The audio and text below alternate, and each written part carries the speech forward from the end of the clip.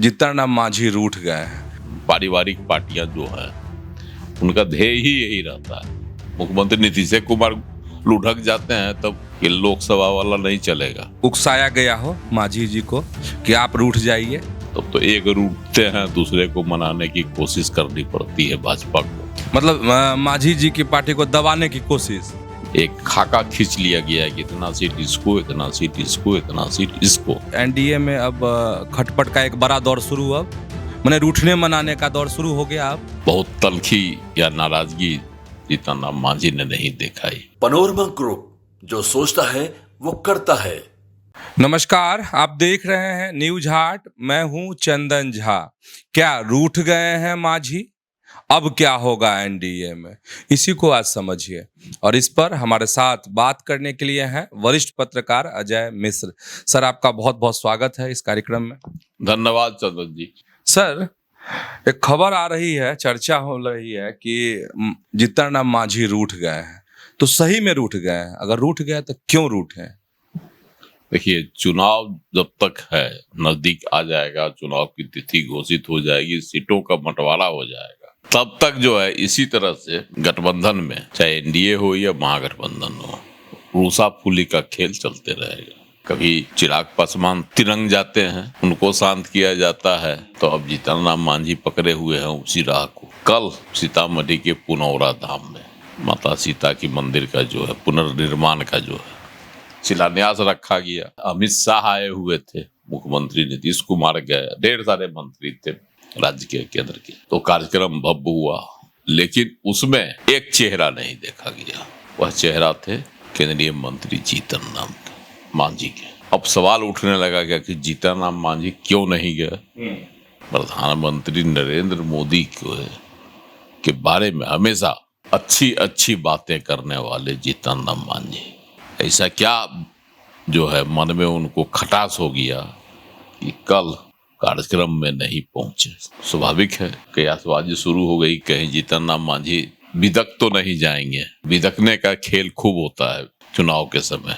कहीं किसी तरफ से ऑफर आया, उस तरफ जो है लोग लुढ़क जाते हैं। खास करके बिहार में जो है लुढ़कने, राजनेताओं के लुढ़कने की जो है परंपरा बहुत ज्यादा गहरी रही है।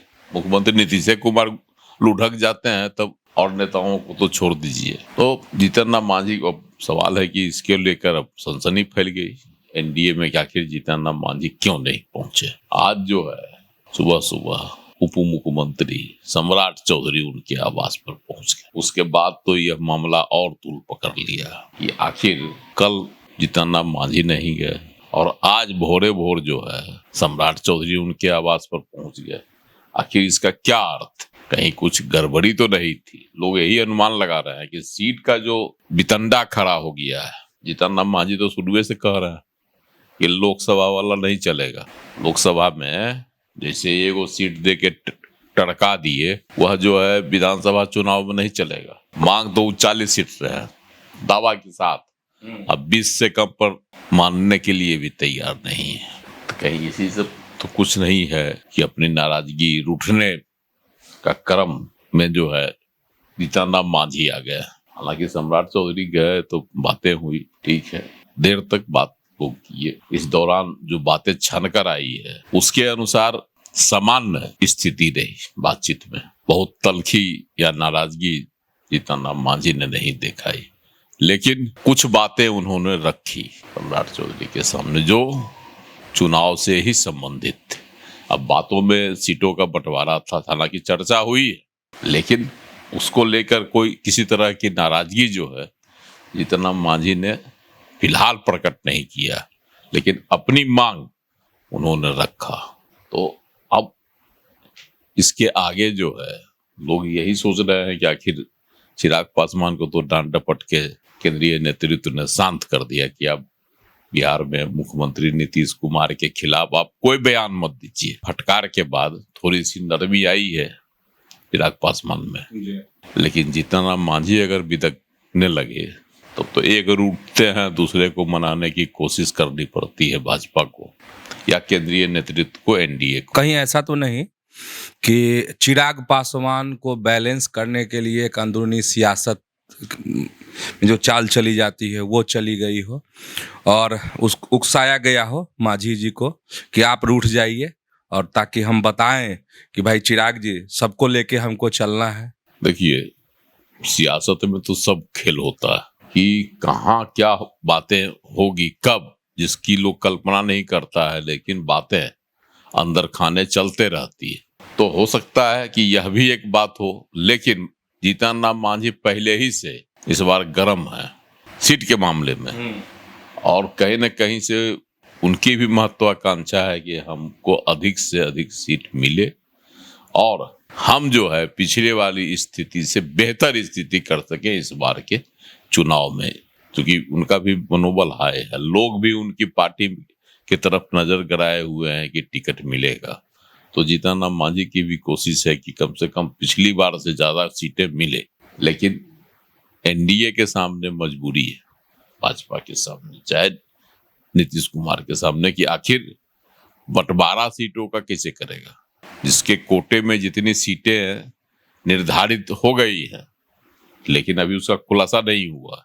जानकारी जब मिल जाती है तो सहयोगी दल में तिलमिलाहट शुरू हो जाती है कि सीटों का जो अंदरूनी एक खाका खींच लिया गया है कि इतना सीट इसको, इतना सीट इसको, इतना सीट इसको, उसी के तहत जो है जीतन राम मांझी की पार्टी हमको 6 से 7 सीट मैक्सिमम, मतलब मांझी जी की पार्टी को दबाने की कोशिश। नहीं 6 से 7 सीट, जो पहले भी तो उनको 6 सीट मिला था, तब ज्यादा नहीं मिलेगा, तो वही 6 से 7 सीट देने। ठीक है, नहीं तो ज्यादा नहीं। अब ज्यादा कहाँ? क्योंकि आप कह रहे हैं कि हौसला बुलंद है कार्यकर्ता सब में भी, देख रहे हैं गांधी मैदान में किए कार्यक्रम एकदम खचाखच खास भर दिए थे पटना में। वही तो बता रहे हैं, लेकिन संभव नहीं है ना गठबंधन धर्म के हिसाब से। चिराग पासवान को भी देना, क्योंकि चिराग पासवान के 5 सांसद रहे हैं, तो उनकी दावेदारी तो इस बार बनेगी ज्यादा स्वाभाविक है।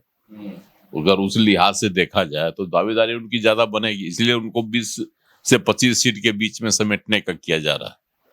और इतना जो तलखी अपनाए हुए थे मुख्यमंत्री नीतीश कुमार के खिलाफ, इसके पीछे उनकी भी रणनीति है, सिर्फ सीटों के लिए दबाव बनाना अधिक से अधिक। लेकिन लगता है कि अब सबों को यह संकेत दे दिया गया है कि सीट का क्या खाका होगा, और इसी दायरे में आगे जो है एकजुटता बनाकर रखनी होगी।